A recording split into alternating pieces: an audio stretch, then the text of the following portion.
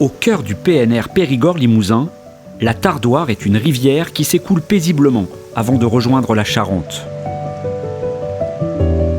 Sur ce cours d'eau, il existe de nombreux obstacles qui entravent la dynamique naturelle de la rivière, et notamment la libre circulation des poissons migrateurs, comme l'anguille ou la truite fario.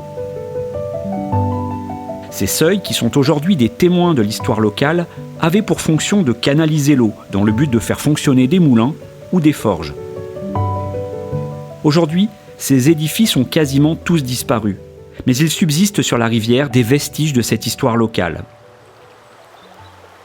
C'était un territoire extrêmement boisé dès le 19e siècle et avec de nombreux cours d'eau. Donc ça a permis le fleurissement de toute une industrie, forges et moulins, effectivement, principalement moulins à blé. Et au niveau de la Tardoire, on peut même compter une quarantaine de sites sur les 50 km de Tardoire qui circulent sur le parc. Donc quasiment un site tous les kilomètres. Et voilà, la forêt avec le charbon et puis la présence humaine rurale ont permis cette implantation.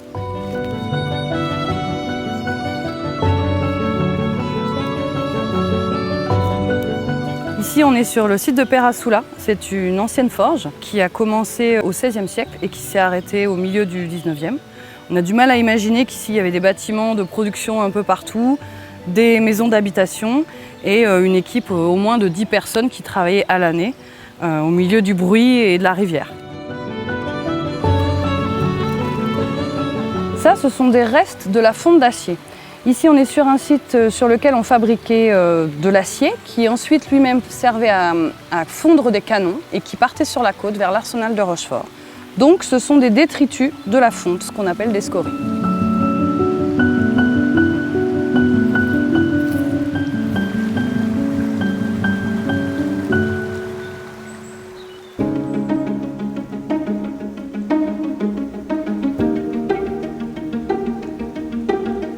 C'est le syndicat mixte Bandia Tardoire, le SIMBA, qui aide et accompagne les propriétaires dans la déconstruction de ces ouvrages.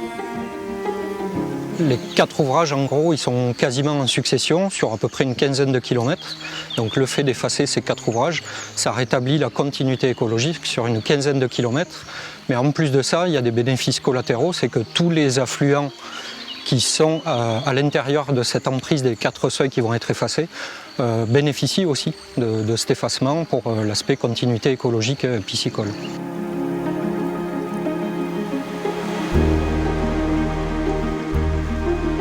Le premier, il se situe sur la commune de Champagnac-la-Rivière. C'est un seuil de répartition qui, par un canal d'amener de l'eau à une usine de métallurgie. Ensuite, on se retrouve ici sur le site de Perasoula, qui est un ancien moulin qui fabriquait de la farine, qui est un des seuils aussi impactants. Le troisième, c'est le seuil de la forge du Buisson, qui transformait le métal, etc. Et le dernier seuil, c'est le seuil de Raux, qui est un ancien moulin aussi.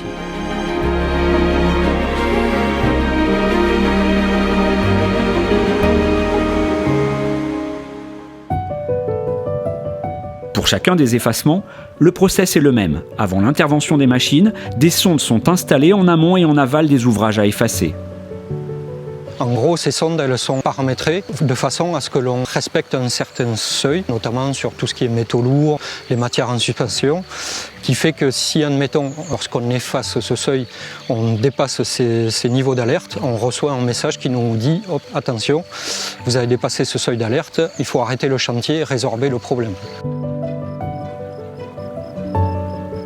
Une fois qu'une dérivation de la rivière est en place et avant de mettre la rivière en assec, une pêche électrique dite de sauvetage est organisée en amont de l'ouvrage. C'est la Fédération de pêche de la Haute-Vienne qui a été missionnée pour réaliser cette pêche.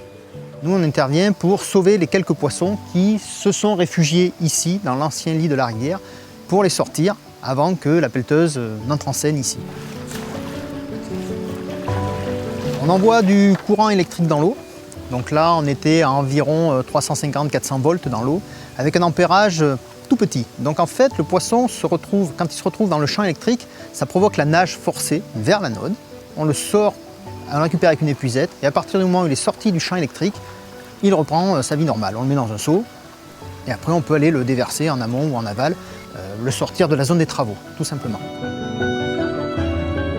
Sur ce site, on a récupéré beaucoup de lamproie de plein air. Et on le voit, c'est son milieu à elle, et du sable, un peu de vase, une zone qui ne court pas trop. Elle aime ça. Après, on a récupéré de l'anguille. On a la chance d'avoir de l'anguille sur la tardoire. Et puis après, ça a été du chevenne, du goujon, quelques vairons. Il y a de la blette aussi, je crois. Voilà.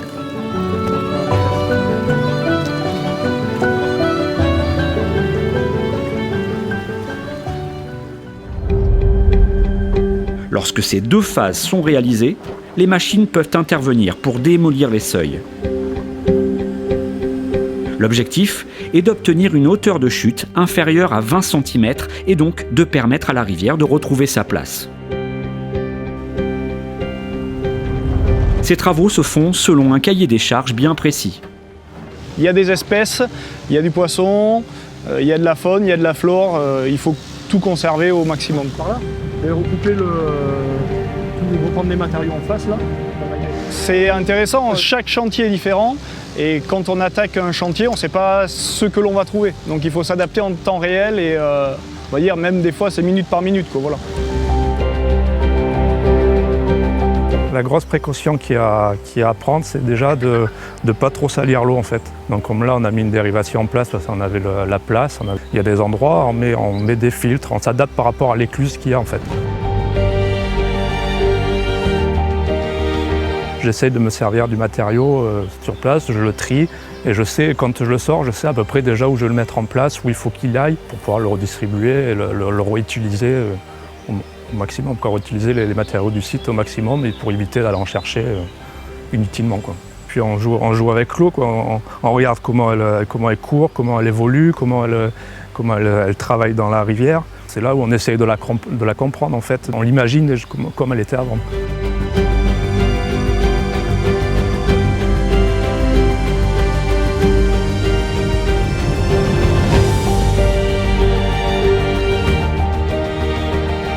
Sur les 4 sites, c'est des propriétaires privés à qui appartiennent les seuils, les moulins, les forges.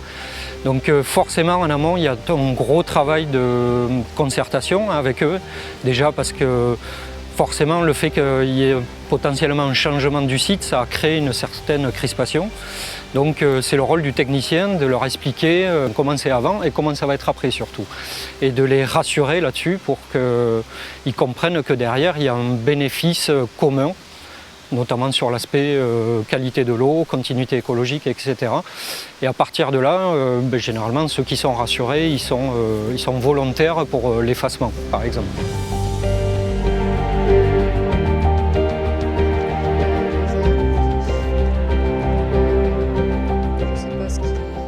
Là, c'était une forge qui avait été créée par Louis-Ferdinand Dubuisson. Fin des années 1700. Le fer qui était produit ici était réputé, était exporté jusqu'à Bordeaux. Il faisait essentiellement des clous de différentes tailles, voilà, des clous longs comme ça ou des petits clous comme ça.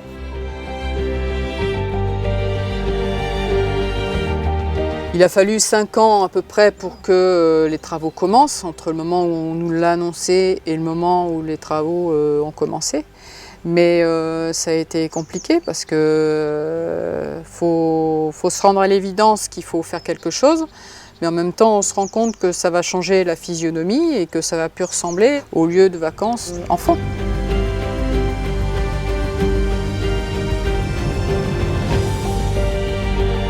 Quand on voit aujourd'hui, on voit le travail qui a été fait, ça a été bien fait. Ils ont pu récupérer les pierres du barrage pour stabiliser les berges, ils ont récupéré un maximum, ils ont travaillé bien. Quand on voit les engins qu'ils avaient, entre autres la pelleteuse, ça a été vraiment bien fait. Non, ils ont très bien travaillé.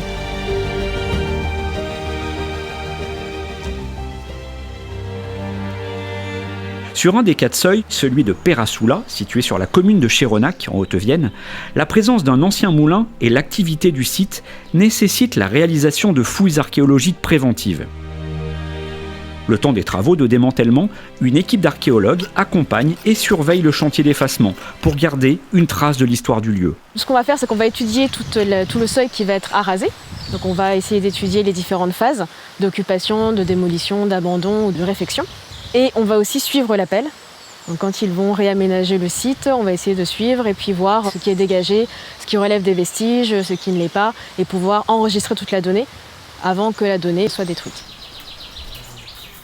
Donc on reste vraiment, on collabore avec l'opérateur, avec les pelleurs. Et on est vraiment ensemble, on est un binôme, ils vont suivre par phase, ils vont faire des différentes phases en fait, de travaux. Donc on va y aller doucement. Nous on va pouvoir observer à chaque passe de pelle, voir s'il y a des vestiges qui sortent et s'il y a quelque chose qui nous semble intéressant et qui mérite une attention particulière archéologique, on va l'étudier un peu plus en profondeur avant qu'ils continuent leurs travaux. Donc on est sur un site qui a été occupé pendant de longues périodes. Il va falloir que nous on puisse l'étudier et pour essayer de retrouver les différentes phases chronologiques de ce moulin.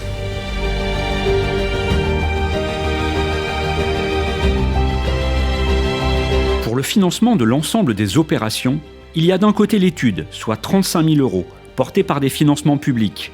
C'est l'Agence de l'eau et la région Nouvelle-Aquitaine qui ont financé 80% de l'étude. Le restant étant supporté par le maître d'ouvrage, à savoir le syndicat mixte Bandiat-Ardoire. Pour la partie opérationnelle, c'est le programme européen Open Rivers qui a permis de financer les travaux à 100%, soit 310 000 € environ. Le programme Open Rivers provient d'une fondation néerlandaise financée par Arcadia. Il vise à restaurer les rivières européennes en soutenant des interventions de suppression de petits ouvrages. Alors ce qui est particulièrement intéressant, et c'est pour ça que nous pouvons amener des fonds de provenance européenne, c'est qu'en fait, on a plusieurs projets sur un tronçon des rivières et sur une rivière qui a un enjeu écologique. On a des poissons migrateurs qui sont présents, entre autres. On a une rivière d'excellente qualité d'eau encore, en tête de bassin, comme on dit. Donc finalement, on commence par les petits bouts où il faut restaurer partout. Et le résultat, ça sera que nos fleuves eux-mêmes, ils vont être de bonne santé parce qu'ils reçoivent de l'eau de bonne qualité. European Rivers Network est une association engagée dans la préservation et la gestion durable des fleuves, des rivières et de la ressource en eau. Cette ONG coordonne et organise toutes sortes d'actions, que ce soit sur des grands fleuves ou sur de petites rivières comme la Tardoire. Au niveau Europe, avec toutes les rivières, les fleuves, il y a 1 million d'obstacles qui, durant les centaines d'années du passé, ont été construits. 1 million. Et sur ces millions d'obstacles, il y en a 90% qui sont inutiles, qui ont perdu leur fonction. D'anciens moulins, d'anciens seuils par-ci, par-là, qui ne sont plus en fonction depuis longtemps. Et là, on se dit, il faut rendre la liberté à la rivière. Parce qu'une rivière, à force, elle est là pour couler. Sinon, ce n'est pas une rivière, sinon c'est un lac. Et une rivière qui coule, elle peut s'autogénérer, elle peut s'auto-oxygéner, s'auto-dépolluer même. En règle générale, elle apporte de la qualité d'eau et de la biodiversité qui va avec. Donc, c'est un grand gain écologique si on peut ouvrir, laisser passer les poissons et les sédiments.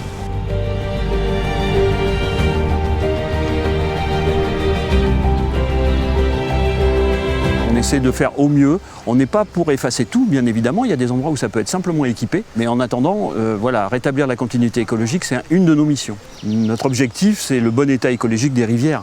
On fait tout ce qu'on peut et on met toute notre énergie dans ces études, dans ces travaux, dans ces demandes d'autorisation. On essaie de convaincre et on avance. La preuve, on a encore avancé là sur 4 seuils et on a d'autres objectifs qui vont arriver très vite. Il y a encore du travail, il y a encore des choses à faire sur la rivière.